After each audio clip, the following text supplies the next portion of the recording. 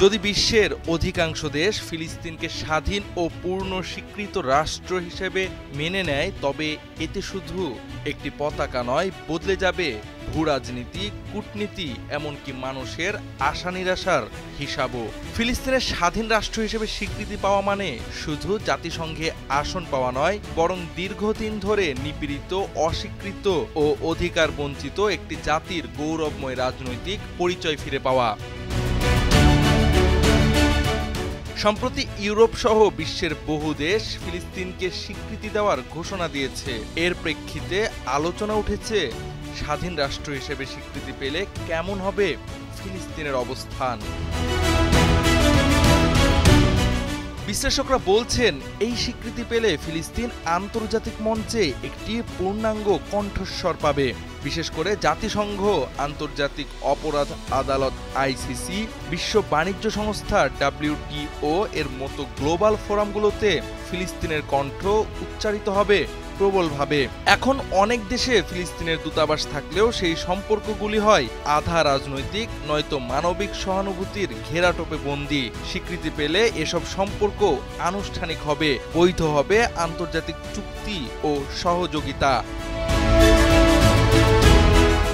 স্বীকৃতি মানে ফিলিস্তিনি জনগণের আত্মপরিচয় ও রাষ্ট্রীয় মর্যাদার স্বীকৃতি। এটি তাদের আইনি অধিকারকে আরো শক্তিশালী করবে, বিশেষ করে ভূমি দখল, মানবাধিকার লঙ্ঘন ও ইসরায়েলি বসতি স্থাপনের বিরুদ্ধে লড়াইয়ে তারা হয়ে উঠবে শক্ত প্রতিপক্ষ। তখন তারা আইসিজে বা আইসিসির মাধ্যমে বিশ্ব আইনের ভাষায় নিজেদের মামলা লড়তে পারবে, আদায় করতে পারবে নিজেদের ন্যায্য অধিকারও। তবে এটাও ঠিক, স্বীকৃতি পাওয়া মানেই বাস্তব রাষ্ট্র হিসেবে পরিপূর্ণ কার্যকারিতা নয়।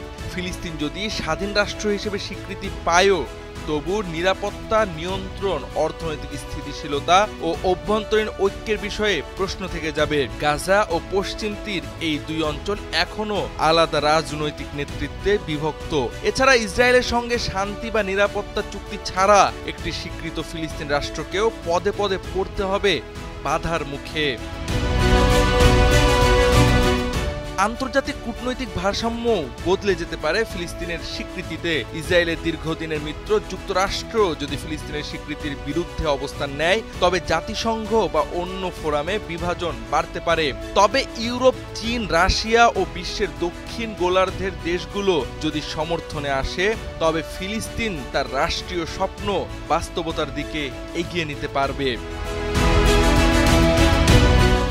সব মিলিয়ে বলা যায়, স্বাধীন রাষ্ট্র হিসেবে স্বীকৃতি পাওয়া ফিলিস্তিনের জন্য একটি প্রতীকী বিজয়ের চেয়েও অনেক বেশি।